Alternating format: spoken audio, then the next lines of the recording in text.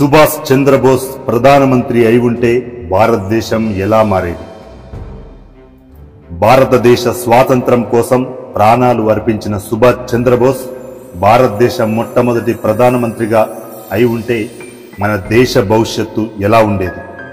భారత రాజ్యాంగం, ఆర్మీ, ఆర్థిక వ్యవస్థ అన్నీ మారిపోయేదా?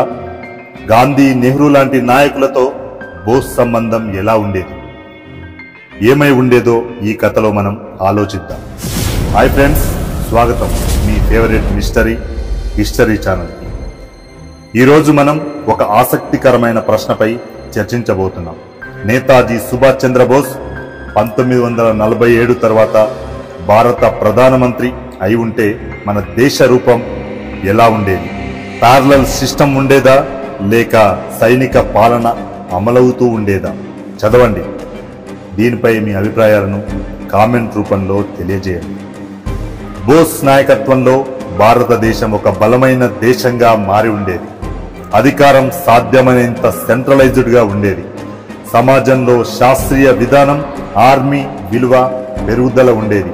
సుభాష్ చంద్రబోస్ ప్రజాస్వామ్యాన్ని ఆదరిస్తూ కానీ బలమైన లీడర్షిప్ అవసరమని నమ్మేవారు. భారత రాజ్యాంగం గాంధీ మార్గం కన్నా కాస్త కఠినంగా ఉండేది. యాంటీ కరప్షన్ లాస్ తక్షణమే అమలవుతాయి. డిసిప్లిన్ అండ్ దేశభక్తి ప్రధానమైన విలువలుగా పరిణమిస్తాయి. అయితే ప్రజాస్వామ్యం దెబ్బ తింటుందనే విమర్శలు కూడా ఉండేవి. సుభాష్ చంద్రబోస్ భారత ఆర్మీని బలమైన శక్తిగా తీర్చిదిద్దేవారు. INA, ఇండియన్ నేషనల్ ఆర్మీ, స్వాతంత్రం తర్వాత కూడా ప్రధాన సైనిక దళంగా కొనసాగేది. సైనిక శిక్షణ ప్రతి పౌరుడికి తప్పనిసరిగా ఉండేది. సైన్యం సైనిక పరిశోధనలకు పెద్దపీట వేసేవారు. పాకిస్తాన్, చైనా వంటి దేశాలు సుభాష్ చంద్రబోస్ నాయకత్వానికి గజగజ వణికేవి. భారత్ను ఎదుర్కొనడమే కష్టమయ్యేది. 1947-48లో కాశ్మీర్ సమస్య తక్షణమే పరిష్కారం అయ్యి ఉండేది. చైనా 1962లో యుద్ధానికి ముందే వెనక్కి తగ్గేది. సుభాష్ చంద్రబోస్ ఆర్థిక విధానం సర్వసాధారణం. సైనిక రంగం, పరిశ్రమలపై దృష్టి కేంద్రీకృతమయ్యేది. సోవియట్ యూనియన్ పద్ధతి అనుసరించి ప్రభుత్వ రంగ పరిశ్రమల పెరుగుదల చెందేవి. స్వదేశీ పరిశ్రమలకు పుష్కలమైన ప్రోత్సాహం అందించేవారు. కార్మికులకు ఎక్కువ హక్కులు, పేదల కోసం పెద్ద పెద్ద పథకాలు రచించేవారు. భారత దక్షిణాసియాలో ఆర్థికంగా అగ్రగామిగా మారేది. కానీ ప్రైవేట్ రంగం కాస్త వెనుకబడి ఉండేది. నేతాజీ సుభాష్ చంద్రబోస్, గాంధీజీ ఆలోచనల్లో చాలా తేడాలు ఉన్నప్పటికీ వారు కలిసి పనిచేసేవారు. గాంధీ అహింసా మార్గం, బోస్ సైనిక పద్ధతి రెండు సమపాలలో ముందుకెళ్లేవి. జవహర్లాల్ నెహ్రూకి బదులుగా బోస్ ప్రధానమంత్రి అయ్యుంటే విదేశీ విధానం చాలా బలంగా ఉండేది.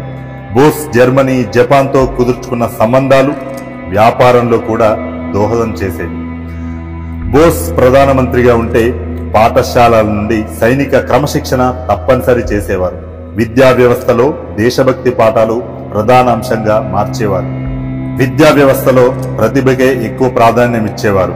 ఆసియా శ్రేష్ఠ దేశాల సరసన భారతదేశం విద్యలో దూసుకుపోతూ ఉండేది. బోస్ సారథ్యంలో భారత స్వతంత్రమైన సుప్రీం పవర్ గానే మారేది. అమెరికా, రష్యా, జపాన్తో వ్యూహాత్మక ఒప్పందాలు చేసుకునేది. పాకిస్తాన్ విభజన తక్షణమే కుదించబడేది. సైనిక రహస్యాలు ఇతర దేశాలకు దొరకకుండా కాపాడేవారు. సైనిక, ఆర్థిక రంగాల్లో సూపర్ పవర్ హోదా సాధించడం ఖచ్చితంగా ఖాయమని చెప్పగలం. అనుచిత రాజకీయాలు తగ్గి క్రమశిక్షణ పెరుగుతూ ఉండేది.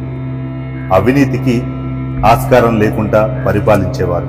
వలసవాదం సున్నితంగా ఉండేది. కానీ కఠిన పాలన వల్ల కొంతమంది ప్రజల విమర్శలు ఖచ్చితంగా ఎదుర్కొనేవారు.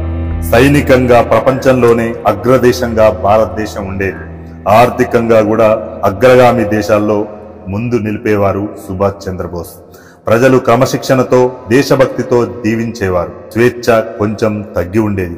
ప్రజాస్వామ్యంలో కఠిన నియమాలు పెరిగేవి. ఈ వీడియోపై మీ అభిప్రాయం ఏంటి? బోస్ ప్రధాని అయితే భారత్ ఇంత బలంగా మారేదా లేక కఠిన నియమాలు ప్రజలపై ప్రభావం చూపేవా? కామెంట్స్ లో మీ అభిప్రాయాలు చెప్పండి.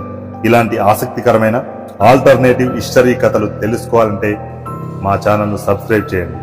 ఈ వీడియో మీకు నచ్చితే లైక్ చేయండి, అందరికీ షేర్ చేయండి. కృతజ్ఞతలు.